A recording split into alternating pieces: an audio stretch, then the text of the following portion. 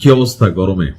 আমি যদিও এই মুহূর্তে বিদ্যুতের মধ্যে ভিডিওটা করছি, তবে এটা আমার কিনা বিদ্যুৎ। এখন আমার কিনা বিদ্যুৎ মানে আসলে জেনারেটর ব্যাকআপ আছে আমার অফিসে, তো সেই কারণে ভিডিও করতে পারছি।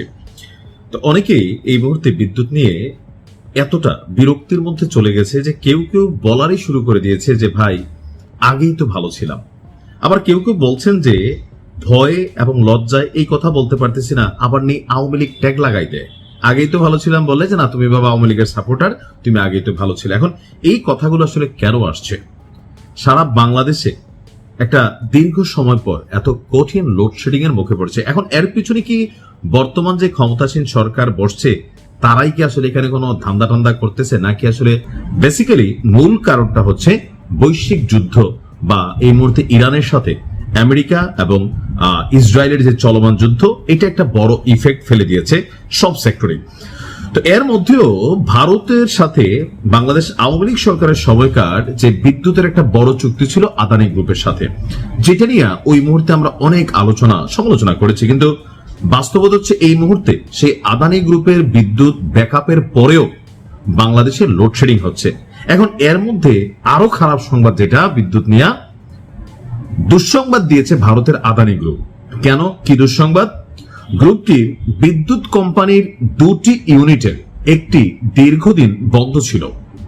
সেই ইউনিটটি 11 এপ্রিল চালু হয়। তবে 11 এপ্রিল চালু হয়ে 11 দিনের মাথায়, অর্থাৎ গত বুধবার দুপুরে ফের একটি ইউনিট আবার যান্ত্রিক ত্রুটির কারণে বন্ধ হয়ে গেছে। আর এতে করে বাংলাদেশে লোডশেডিং বাড়ার শঙ্কা দেখা দিয়েছে। সম্ভবত আমি গেল কয়েকদিন আগে পার্লামেন্টে দেখলাম যে আমাদের সরকার একজন মন্ত্রী বলছিলেন বা এমপি বলছিলেন যে ঢাকা শহরেও 110 মেগাওয়াট প্রাথমিকভাবে লোডশেডিং দেওয়ার সিদ্ধান্ত নেওয়া হয়েছে। অর্থাৎ এতদিন আমরা যারা গ্রামে থাকছি তারা মনে করছি ভাই বিদ্যুতের ঝামেলাটা আমাদের উপর দিয়ে যায়, শহরের তারা সম্ভবত পায় না। বিশেষ করে পল্লী বিদ্যুতে খুব বেশি হয়, ওয়াবদা বা কি বলা হয় যে অন্য যারা আছে তারা তো অতটা পায় না। কিন্তু এই বছর আমি কুমিল্লাতেও দেখছি শহরে অনেকক্ষণ কারেন্ট থাকে না, গ্রামে তো থাকেই না, মাঝে মাঝে আসে। তো পাওয়ার গ্রিড পিএলসি বাংলাদেশের তথ্যে দেখা যায় 2 ইউনিট থেকে সর্বোচ্চ 1500 মেগাওয়াট করে বিদ্যুৎ দিচ্ছিল বাংলাদেশকে আদানি। দুপুর 2টা তা এক লাফে 750 মেগাওয়াটে নেমে আসে, অর্থাৎ অর্ধেকে আসে। গরমের কারণে বিদ্যুতের চাহিদা 16,500 মেগাওয়াট উঠলেও উৎপাদন আসলে সেই হারে বাড়ানো যাচ্ছে না। ফলে ঘন্টা প্রতি লোডশেডিং 2000 থেকে 2500 মেগাওয়াট ছাড়িয়ে যাচ্ছে।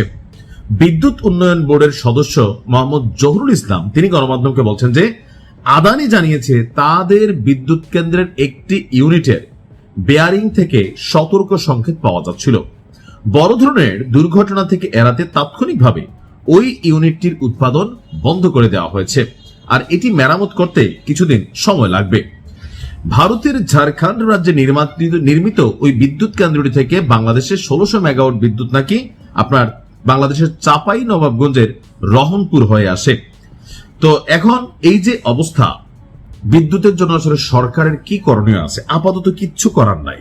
কেন করার নাই? বাংলাদেশ, আমরা স্বাধীনতা পরবর্তী এই দেশটা যারাই পরিচালনা করেছি সেখানে অনেক ধরনের মেগা প্রজেক্ট হাতে নেওয়া হয়নি। যেমন এই যে ধরেন তেলের সংকট, আমি এই নিয়ে অনেকবার নিউজ করছি যে আমরা কেন রাশিয়ার কাছ থেকে তেল না কিনা ভারতের কাছ থেকে কিনছি বা আরো অন্যান্য জায়গা থেকে কিনছি।